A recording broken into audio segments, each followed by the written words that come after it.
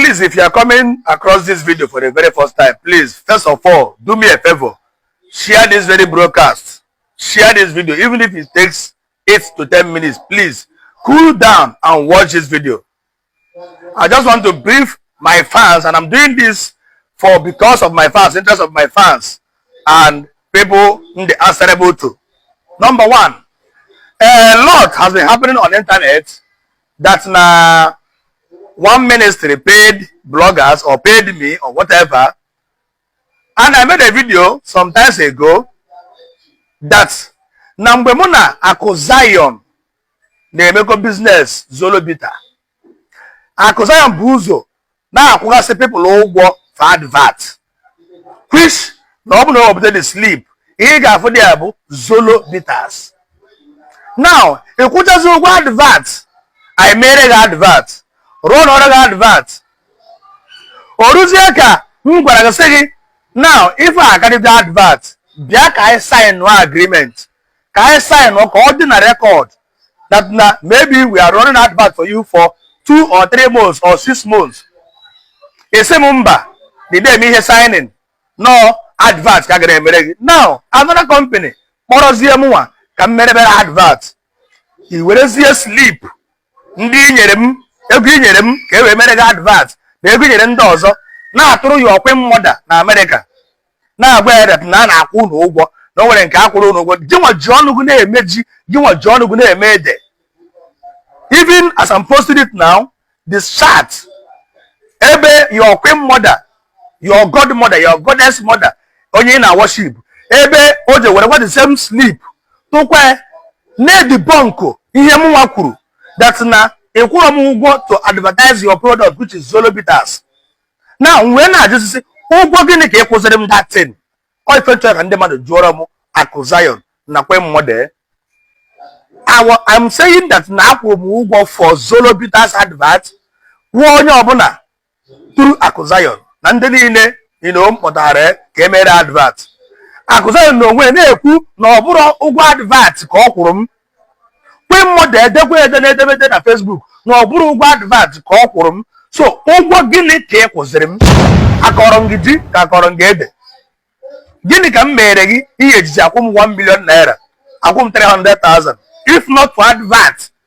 The sleep ọkwa ọ bụ Zolobitas Fidelity Bank. Kedu ihe m jala ka contradict complicate issue? The sleep ị nyere m iji kwụ m ụgwọ, is it not Fidelity Bank Zolobitas? Now, why sending their alert slip to your mother? Now, where the ego na put this and that for doing what is right, which manamu made advert. Before you started the product of this your Zolobitas, so when you got advice, you have Lagos, can make promo, can make rally. Mbiberaba, so Mbiaba would go to I made a rally. You go through Zolobita. Now, it will just sleep, then your mother. Nena Kumugo now. But the son now they made a live video with you, give back Zion. And then you could Jepa who say na Zion na ku bloggers ogo na ku mugo. Did you hear me mention Zion? Did you bring out the video? Even one me peron we ku Zion minister na ku bloggers ogo. I will tender apology in 1 minute. We put on video even one me peron we ku Zion minister na ku bloggers ogo. I will tender apology in the next minute. What did I say? Na Ako Zion, and then them put Ako Zion na kugo. Is it not for advert? The sleep name, is it not Zolobita? Is it not Fidelity Bank? Bring up the evidence and show the world. Is it not Zolobitas? So, kedu was this in akum? Mwana ekwu na akum ụgwọ advert Zolobita. Gi nwana akọrọ ha na akum ụgwọ ihe ọzọ. Ụgwọ gịnị ka ekwuru m? Tell us, gi nwana ekwu na anya ha sleep. Ụgwọ gịnị ka ekwuru m? I want you to come up in the live video. Ako Zion, gbahu ụgwọ ihe kwuru m. Inye go dem 13 million ta, 10 million ta. If o bubu Zolobitas. Which if you come here anywhere, I'll print out statement of account. If you ihe o bubu Fidelity Zolobitas. So Zolobitas is enough advert when we are working with you.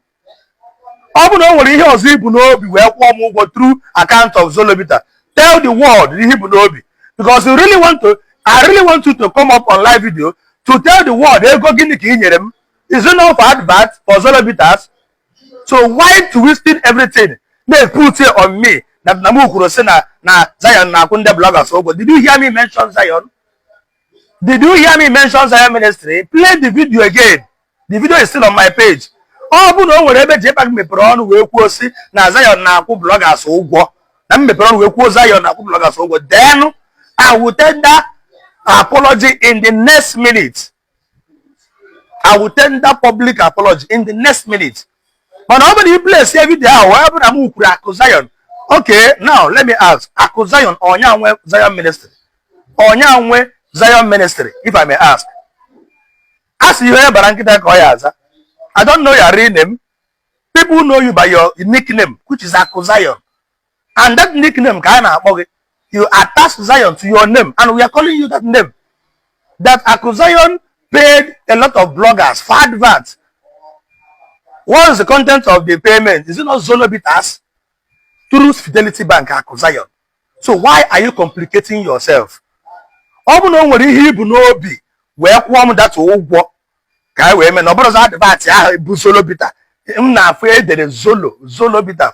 Nobody's advert. Before now, force him, they apologize. Apologize for what? Somebody, if you know me so much, I am the kind of person that if I realize that I offended you, I will quickly apologize to you. To say sorry, Adadim Kife, SORRY, or Dadim Kife. I said that this boy be a coward. Why do you apologize? This and that. After 1 week, and may my apology to whomever I wish, or I feel, or I notice that the again, apology is not anything. It's just for peace to move on, to reign. Mana, before you name the apology, you will know. If you name the apology. Let's check myself. Did I insult Zion Ministry? Answer is no. Did I call out Ebukobi? Answer is no. Did I call out Zion Ministry? Answer is no. Even when they are laying allegation of me, Nambu Homo, none of this legal team has ever come out. Even by the stand Nandi, when I was sending you, and I said I'm able allegation, Nambu Homo, Burunka, Brumu one story about me and Baby Oku, just to tarnish my image between me and my boss. Cook also with Seaman. Cook everything. Send their rule. One of the lawyers in the said rule. Nobody has ever come online to caution this act. If I am war na legacy go. The film if I am war, no one is in the about that case. Legacy go. The reason why I have for that and send their rule na WhatsApp, which I also sent to Barisa Tochugu. I even sent to you. Barisa Nand. A particular live video yesterday with Zion. Where we are all Christians. Manena koka, Sibiko, I think not minding who the Ezoku may affect or may injure. I was expecting you in a live video. Did you caution that lady for calling out a dead man? Do you think if you bear homo, no what you be? No, if you want the legacy I wanna, nobody can ever to fight for a fire. But know the name of Ndanambra and the name of Ndenewi Kana Robana. The same person saying that Jepa very high but this and that. I went there. Which I will not tell you. If any name when I plan. You rubbish their name, I did not talk. You rubbish my name, I did not talk. You brought me allegation, do this, I did not talk. Now, who name is apology? Apology on what? I want to ask. If I ever open my mouth and say na Zion Ministry and Apple bloggers gossip the video, immediately I made my apology. A meme apology because Ebukobi major be him. Ebukobi major. No, I'm making that Zion advert. It's honestly all day every head that I'm a businessman. I'm just going to a company ka assign one, but I sign on. Owebegi na friends mo na na nwere na this and that. And I want na on try go no. I don't go because I give akworo mo no. Oro fi fa ga na eme we na eri ndi. So gwa mo ebe nkwuru si na Zion na akwụ bloggers ụgwọ. Na mo mepere onu ku na Zion na akwụ bloggers ụgwọ. Nnu ha na I will apologize publicly. The same way so ebe me video akita. mana ọ bụ na ịnụ ha na ihe mkwuru bụ na akụ Zion ka mma na akụ abụzi the owner of Zion na mkwuru akụ Zion kwụrụ people ụgwọ mention ndị ọkwụrụ ụgwọ for advert Zolobitas bring all their name all the slip niile akụ Zion iji na-enye ndị blogger ka wee market ego Zolobitas ọ bụ na ọ bụrụ Fidelity Bank name Zolobitas then ọ bụ na ịkpọrọ m aza gị then esikwa na ọ bụrụ ego advert as your queen mother is saying he wetara a post wee na ọ bụrụ ego advert the 1 million they give you is for what is it gwazie m ihe ị nyere m because inye mmadụ onyinye ị ga-agwa nna na ihe i mere m ntinye gị dị onyinye inye mmadụ onyinye ị ga-agwa ife o mere akọrọ m gị ji ịgwa m ife m mere gị ife inye m onyinye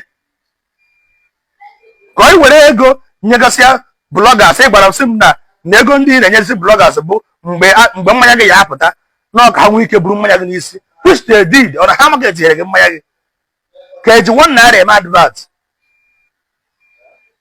ọ ebupụtara product nnọọ ewereze because of relationship and friendship market ere gị nnọọ ị nwee uru nwee gain nwee isi ego nwee everything onye market ere gị anazi daba ikikere eze n'ụlọ ka ọ bụ nchọrọ ịkwụ nwa m ụgwọ akwụkwọ abịa mkpọ ga-akụzi nye m ego nwee kwụ ụgwọ akwụkwọ ọrụzi ebe ahụ ọrụzi the work of my hand that God will bless ọ ihe ahụ na-eme ka Chukwu ga-eji agọzi m so onye m ego nye other people ego ka wee market ere Zolobitas which the name is written there ibeze na gwa ya kwe mmadụ na ego nyere m abụrụ maka Zolobitas na ya gị nwa jikwa aka gị na-eme ose na-eme ọjị so achọba onye ga-ayọ apology akụ Zion na kwe mmadụ ga-akọrọ anyị the reason why o ji nye m the 1 million na-agwazi ya na ihe nyere mba ego advert ọ na-ekwu na ọ bụrụ ego advert na o nwere ihe so gwazie ụwa ego gịnị ka ị nyere m if not for Zolobitas advert. Thank you.